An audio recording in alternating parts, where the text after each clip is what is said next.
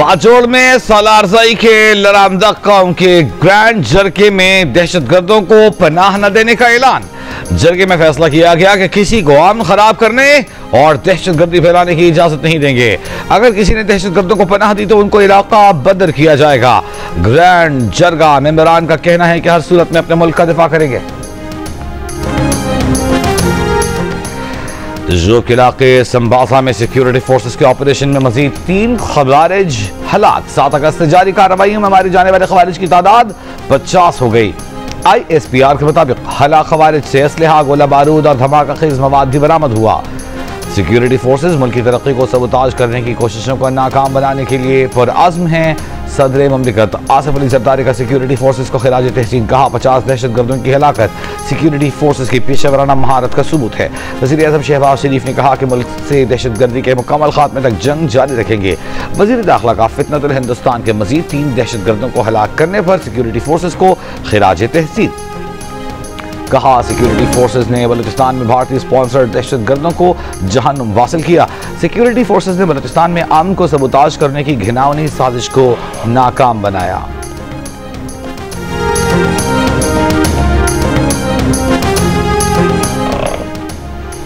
हंगू के सरहदी इलाकों में दहशतगर्दों की इत्तला पर फितनतुल खवारिज के खिलाफ search and strike operation. DPO Hangu के मुताबिक ऑपरेशन के दौरान मुख्तलिफ मकामात पर दहशतगर्दी के ठिकानों को मिसमार किया गया। 2 इश्तिहारी मुजरिमान समेत 10 मुलजिमान गिरफ्तार करके भारी असलहा बरामद। उन्होंने कहा कि रियासत के रिट और अमन खराब करने वालों को कभी मुआफ नहीं किया जाएगा। कामयाब ऑपरेशन करके इलाके को क्लियर कर दिया गया।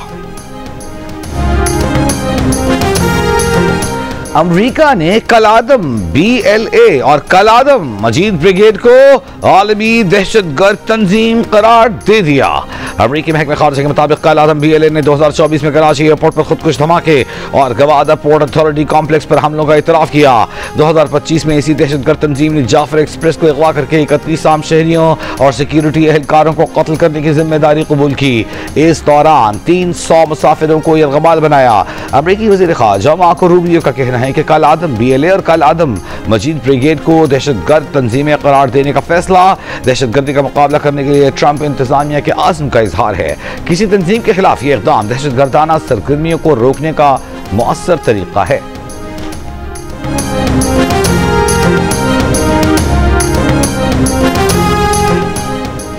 क्वेटा से अंदरूनी मुल्क के लिए ट्रेन सर्विस 2 रोज बाद बहाल कर दी गई। क्वेटा रेलवे स्टेशन से जाफर एक्सप्रेस पेशावर के लिए रवाना। रेलवे हुक्काम के मुताबिक मस्तूंग में 2 रोज कबल ट्रैक पर धमाके के बाद ट्रेन सर्विस मुअत्तल की गई थी। जाफर एक्सप्रेस सिक्योरिटी क्लियरेंस के बाद 2.25 घंटे ताखीर से रवाना हुई।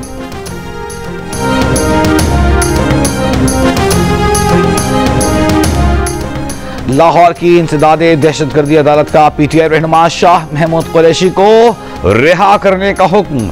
अदालत ने 9 मई के 2 केसेस में शाह महमूद कुरैशी को रिहा करने का हुक्म दिया।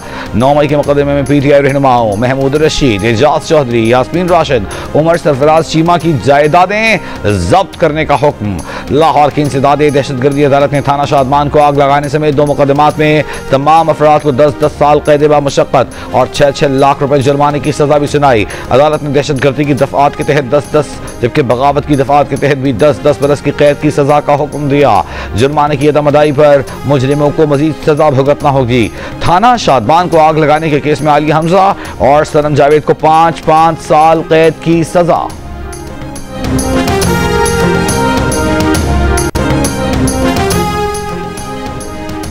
तहरीक इंसाफ के रकीन पार्लियामेंट का पार्लियामेंट हाउस के गेट नंबर 1 पर एहतजाज। PTI के पार्लियामेंटेरियंस के 9 मई मुकदमात में सजा पाने वाले रहनुमाओं के हक में नारे। सुप्रीम कोर्ट ने बानी PTI की जमानत की 8 अपीलों पर पंजाब हुकूमत को नोटिस जारी कर दिए।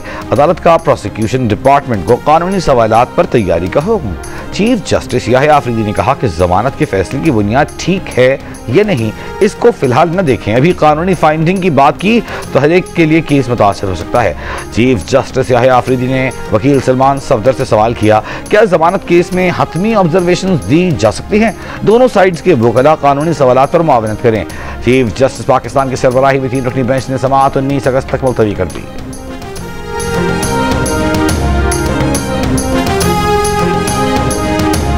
अमीर जमात इस्लामी पाकिस्तान हाफिज नईमुर रहमान का कहना है कि मौजूदा हुकूमत जीत कर नहीं आई, मुसल्लत की गई है। मुल्क में तालीम तबाह बर्बाद है। ये PDM का निज़ाम है। तालीम और इम्तहानात का निज़ाम दुनिया का फरसूदा तरीन निज़ाम है। जो इम्तहान बनाता है वही चेक करता है। पाकिस्तान को नए तालीमी निज़ाम की ज़रूरत है। उन्होंने कहा कि फ़लस्तीन पर बात करना हमारी दीनी और मिली जिम्मेदारी है। गज़ा को इसराइल के कब्जे से छुड़वाने के लिए जंग चल रही है।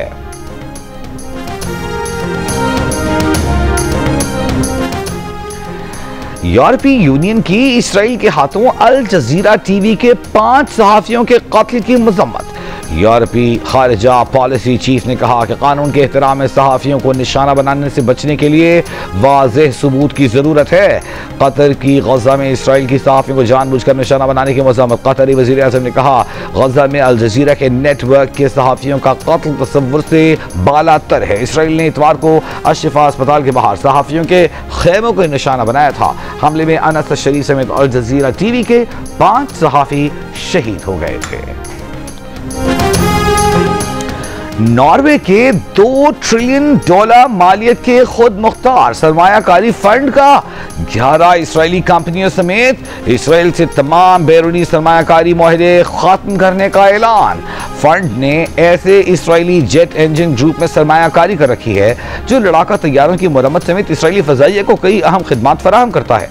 फंड की जानिब से वाज़ेह किया गया कि उसकी इसराइल में सरमायाकारी अब सिर्फ स्टॉक मार्केट में शामिल चंद कंपनियों तक महदूद रह जाएगी।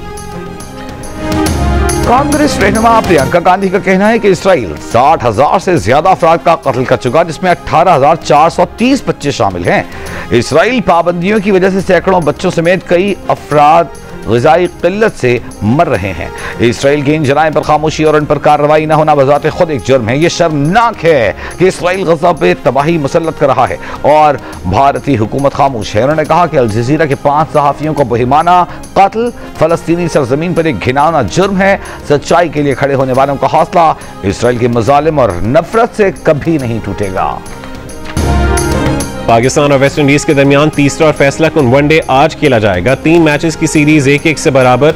अगर पाकिस्तान जीता तो मेजबान टीम के खिलाफ मुसलसल 11वें वनडे सीरीज अपने नाम करेगा और वेस्ट इंडीज जीता तो पाकिस्तान के खिलाफ 33 साल बाद कोई वनडे सीरीज अपने नाम करेगा।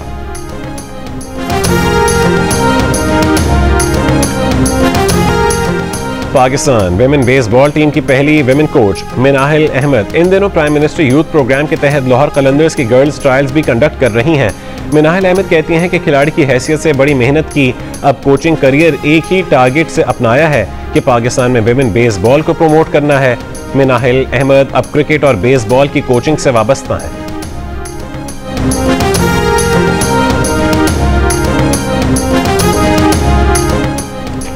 फुटबॉल लेजेंड क्रिस्टियानो रोनाल्डो ने अपनी गर्लफ्रेंड जॉर्जिना रॉड्रिगस को शादी की पेशकश कर दी। जॉर्जिना ने सोशल मीडिया पोस्ट में लिखा कि वो हाँ करती हैं इस जिंदगी में भी और अपनी तमाम जिंदगियों में भी।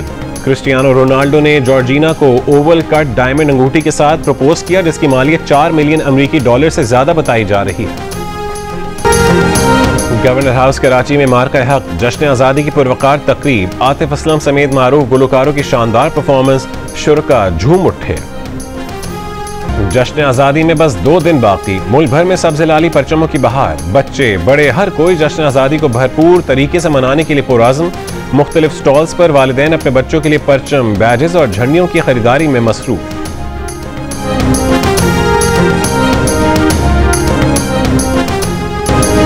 आज़ादी के रंग जियो न्यूज़ के संग जश्न आज़ादी मनाएं, दुनिया भर को दिखाएं आप इस साल यौम आज़ादी किस तरह मना रहे हैं। 10 सेकंड की वीडियो या तस्वीर हमें भेजें। अपना पसंदीदा मिली नगमा गाकर वीडियो भेजें, हम नशर करेंगे। हमारा नंबर आपकी स्क्रीन पर है।